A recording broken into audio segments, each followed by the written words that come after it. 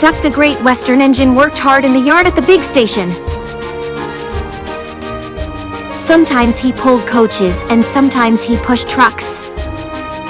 But whatever the work, Duck got the job done without fuss. One day, Duck was resting in the shed when the fat controller arrived. Your work in the yard has been good. Would you like to have a branch line for your own? Yes, please, sir. So Duck took charge of his new branch line, and the responsibility delighted him. The line runs along the coast by sandy beaches till it meets a port where big ships come in. Duck enjoyed exploring every curve and corner of the line. Sea breezes swirled his smoke high into the air, and his green paint glistened in the sunlight. This is just like being on holiday. Well, you know what they say. A change is as good as a rest.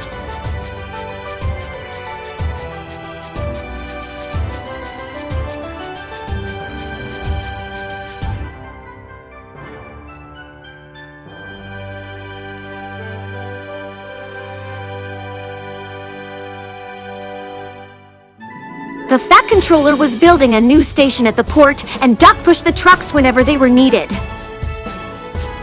Birdie looked after Duck's passengers, and the other engines helped too, but the work took a long time.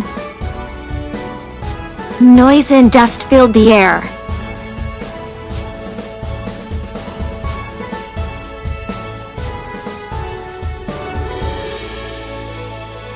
Duck felt his responsibility deeply and talked endlessly about it.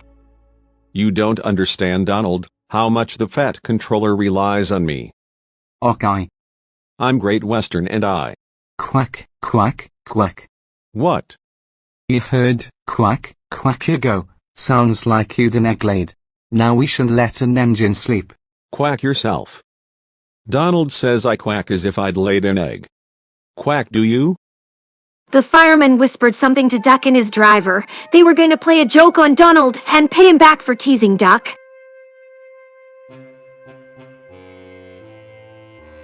The engines were busy for the rest of the day, and nothing more was said, not even a quack.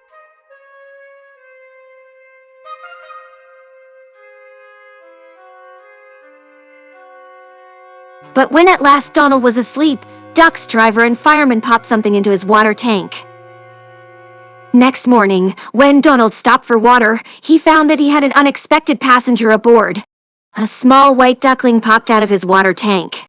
Now who's behind this?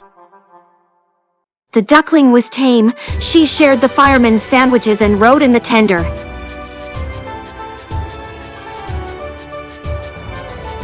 The other engines enjoyed teasing Donald about her.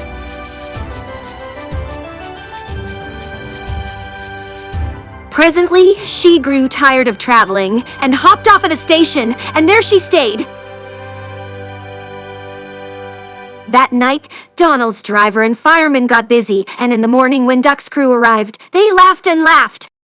Well, ye must have laid it in the night, Duck, all unbeknownst. You win, Donald. It'd take a clever engine to get the better of you.